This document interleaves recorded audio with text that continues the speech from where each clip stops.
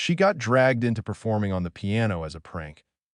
A young woman in a rumpled linen outfit, worn-out flats, and tangled hair positioned herself in front of the Steinway, looking as if they'd yomped a custodian onto the opera house platform. The entire space held its breath. 3 seconds of quiet, followed by an outburst of gentle chuckles, murmurs, and pitying glances. Wait, is she actually going to perform? Here arrives the evening's clown act. At least we've got a scapegoat if the whole event flops. Nobody selected her out of faith in her skills. They chose her figuring she'd make the ideal disaster for an unplanned evening. And should she flop, all the better. But what they had no clue about was her past as a piano prodigy.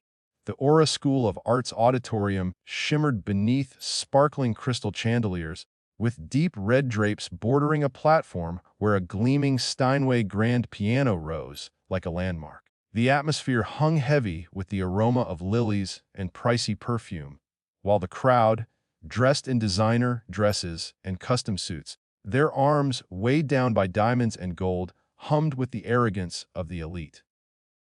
This marked Aura's yearly gala, a Chicago evening where creativity met influence, pulling in music industry giants, wealthy backers, and journalists eager for headlines. The invite list formed an impregnable wall of privilege, including tech moguls, famous performers, and social media stars whose updates could launch or destroy reputations.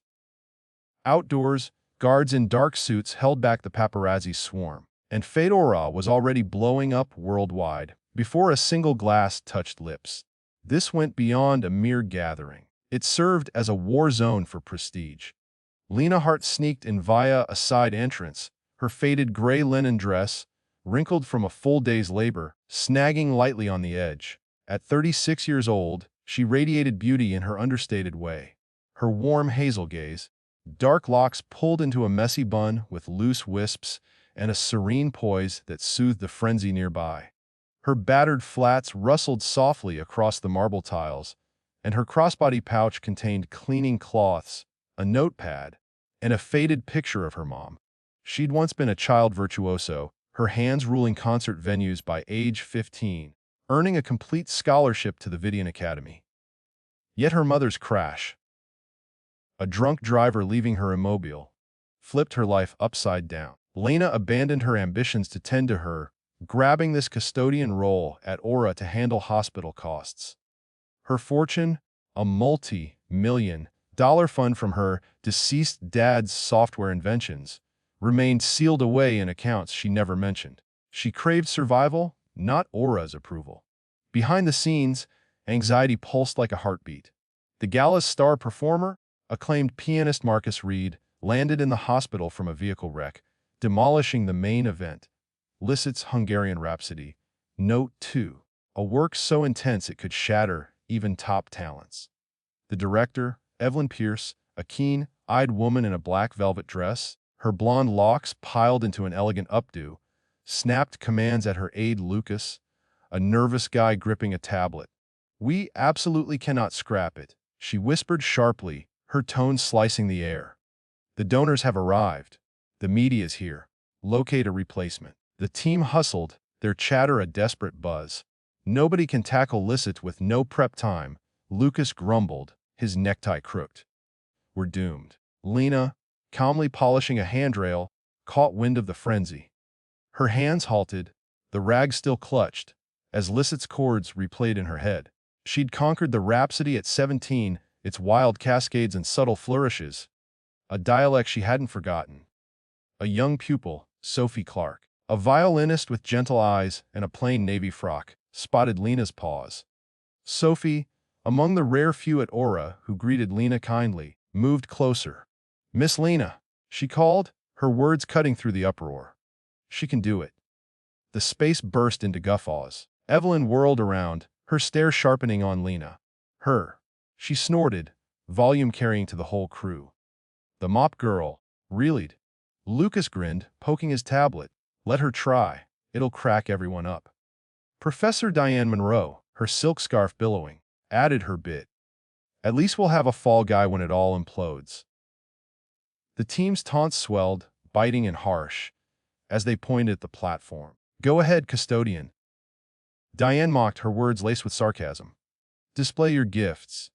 Lena's hold on the rag firmed, the sole hint of strain in her poised stance. She locked eyes with Evelyn, her hazel stare unwavering. "I can perform," she murmured gently, her tone crisp amid the ridicule. Evelyn's mouth twisted into a smirk. "Perform, or you're out of aura forever," she declared, her statement a challenge. "Show you're beyond a cleaning rag, or stay gone." The crew stepped aside, their grins a wordless taunt as Lena dropped her rag and headed for the platform. The auditorium's spotlights glared intensely, highlighting her rumpled dress, her unkempt hair, her rough edges. The seated crowd, nursing champagne, buzzed as she emerged, their mutters swelling into waves of contempt. "Is that the staff?" A backer named Edward Vance, his cufflinks sparkling, grumbled. "This is a high society affair, not a handout," his wife in an emerald gown whispered sharply. A journalist, Tara Clean, phone in hand, clicked a shot, labeling it, "Aura's desperate.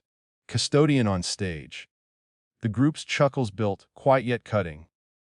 A student up in the balcony, Ethan Ford, yelled, "She's gonna flop." Cameras flashed, turning Lena into a joke before she even sat. She remained tranquil, spine straight, as if their glares were merely dust to sweep. Evelyn stepped onto the platform, her velvet dress gleaming under the lights as she seized the mic. "Ladies and gentlemen," she announced, her projection powerful. "Owing to a crisis, we've gone with a daring pick." She waved at Lena, her grin poisonous. "Meet Lena Hart, our custodian, who insists she can handle Liszt. Shall we let her try?" The audience howled with amusement, some offering fake claps. This is comedy gold. Tara's broadcast reached 5,000 watchers, remarks pouring in. "What a farce." Aura's toast. Lena's outfit appeared to wilt in the glare, her flats scraped against the floorboards. She held firm. She approached the Steinway with steady strides and took her seat. The crowd edged forward, their whispers slicing like razors. "She's trembling." A gallery boss named Victor Crane whispered, his Rolex gleaming. "Wager she can't hit a single key." His wife in a pearl necklace tittered. Ethan, phone recording, hollered, "Try chopsticks, darling." The chuckles grew, a symphony of derision. Lena's palms floated above the keys, her hazel eyes shutting for a moment as if awakening a dormant flame. The audience's mockery intensified, a voice yelling, "Off the platform!" Tara's feed climbed to 10,000 viewers, her tone thrilled. "Here's Lena, the nobody aiming to rescue Aura's gala." She ridiculed, focusing tight on Lena's creased dress. "Complete failure energy. She's toast by midnight." Remarks detonated, humiliating her big time. Lena had weathered harsher blows. Months earlier, Elias Ford, a senior whose dad ran a music label, had captured her scrubbing steps, sharing it online with Aura royalty. Guess who's excluded? The post exploded, pupils snickering while labeling her mop rat. One afternoon, Megan Walsh, her Gucci watch shining, had sneered, "Bet she performs with the mop," as she, accidentally, toppled Lena's bucket, drenching her shoes. On another occasion, Lena had been dusting a Steinway when Savannah Blake, a voice coach, barged in, barking, "That piano's worth more than your existence. Hands off." Lena said sorry and retreated, but Savannah's barb hit like a smack. Just last week, Elias had dumped water down the stairs while Lena hauled crates, grinning. Whoops. Extra polish needed. Her dress stuck to her legs, her flats sloshing, yet she'd pressed on without a word, her crossbody bag clutched tight. Lena balanced a cart of supplies through Aura's crowded cafeteria, her linen dress drawing jeers from kids at glossy tables. Elias Ford perched on a seat wielding a mop like a mic, his shout echoing. "Ladies and gentlemen, the mop rat's here to croon for us." The space detonated in hysterics, utensils dropping as students gawked. Megan Walsh, her red lipstick bold, flung a napkin at Lena's feet, grinning, "Wipe that, conductor." Lena's hazel eyes flashed with held back pain, but she crouched to grab it, her grip firm. A bunch of first years piled on, chanting, "Mop rat! Mop rat!" as Elias recorded, his device snagging every shameful instant. A teacher, Dr. Helen Grant, observed from the side, her coffee halted mid-drink, yet she stayed mute, her quiet as sharp as the barbs. Lena rose, her bearing intact, and departed, the chance trailing her. The clip flooded Aura's student forums in moments, piling up thousands of hits, each snicker a stab at her steadfast spirit. Lena reached her locker in Aura's employee lounge, her crossbody bag laden with supplies. The locker bore graffiti in black ink. Mop Rat's throne scrawled in rough script.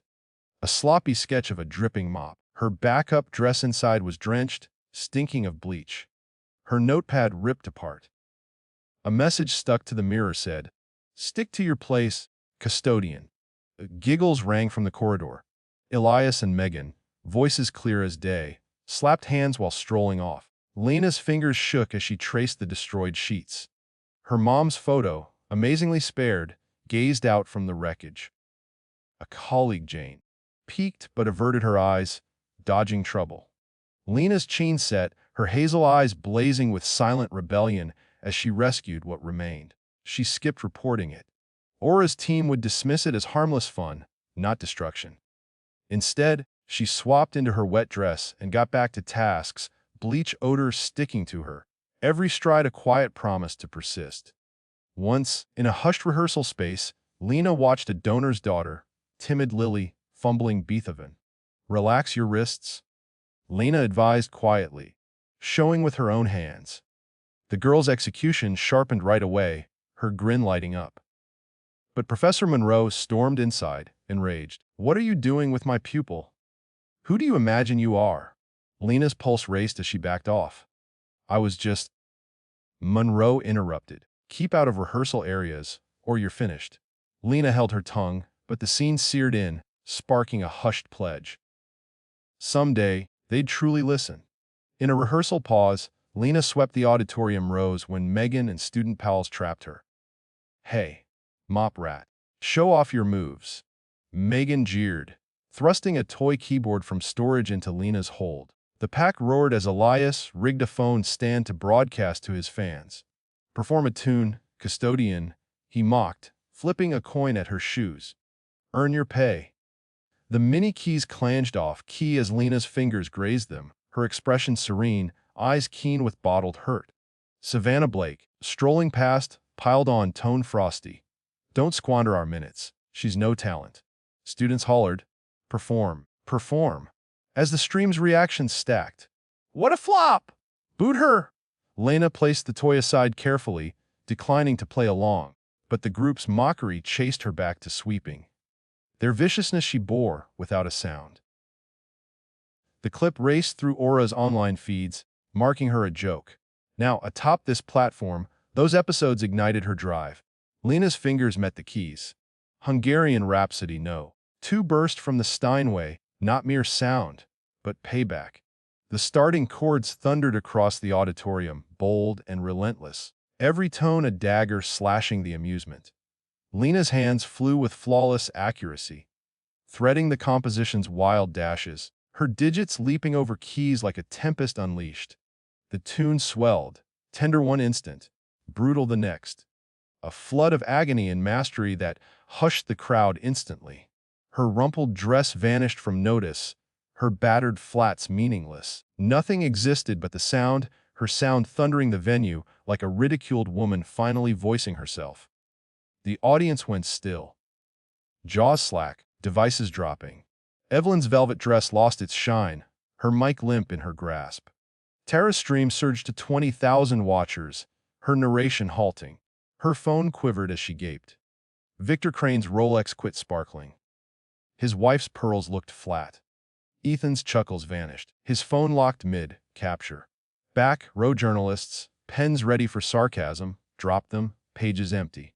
Sophie offstage gripped her violin, tears welling, murmuring, "I knew it." The piece escalated, Lena's hands a whirlwind. The Rhapsody's peak, a blaze erasing every mutter, every jab. Lena performed as if the keys were her words. Each tone a fragment of her tale. Her mom's wreck, her shattered goals, the decades scrubbing while Aura's upper crust sneered at her.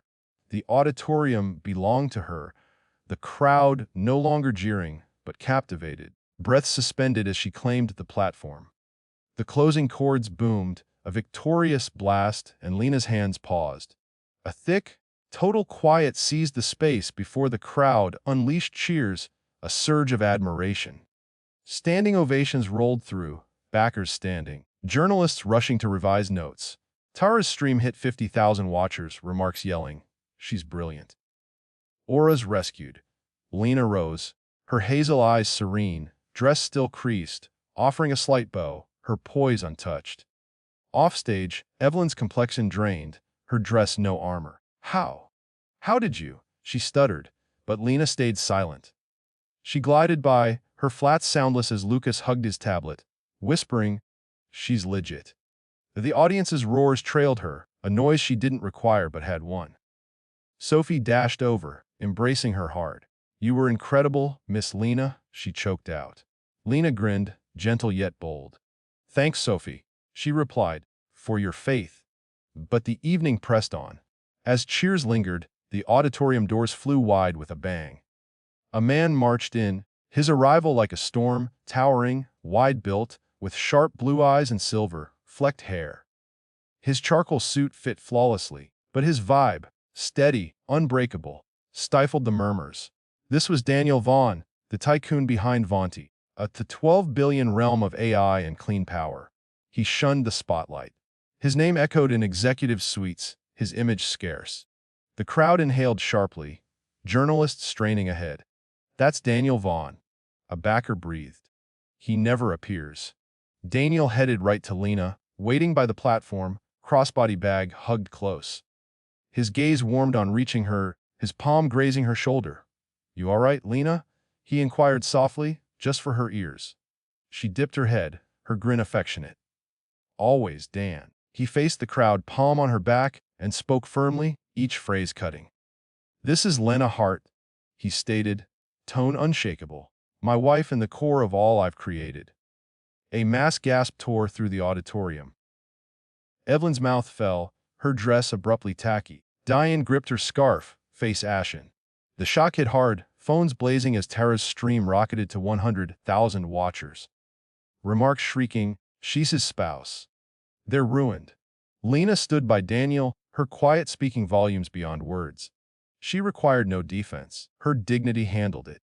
Daniel's look scanned the room, fixing Evelyn, Diane, Elias, Megan. "You ridiculed my wife," he declared, voice stealing.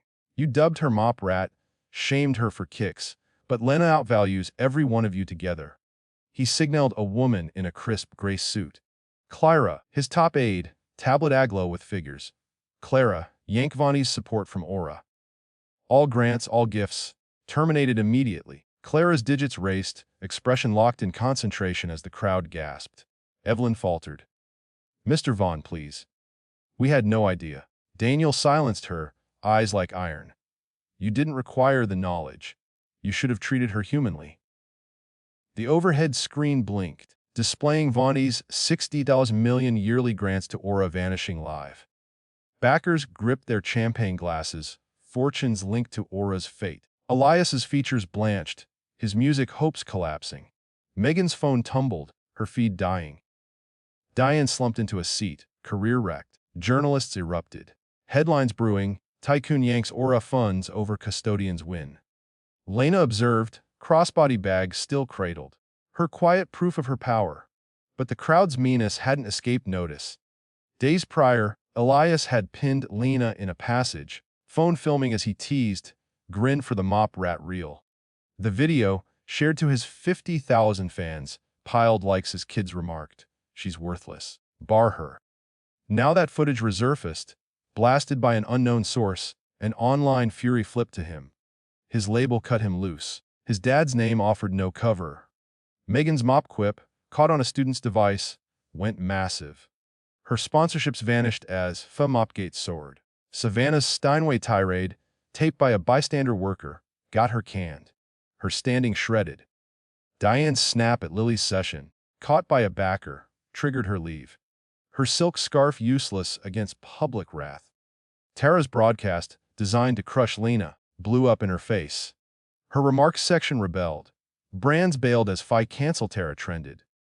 Elias Ford's mop rat clip sealed his fate. Leaked by a tipster, it amassed millions of views. But now, with replies like "revolting thug" and "boot him," his label ditched him over image clash, and his dad's firm pulled back, stranding him. At a media briefing, Elias mumbled, "Just a prank." But boos rained down, a journalist yelling, "How's being the joke feel now?"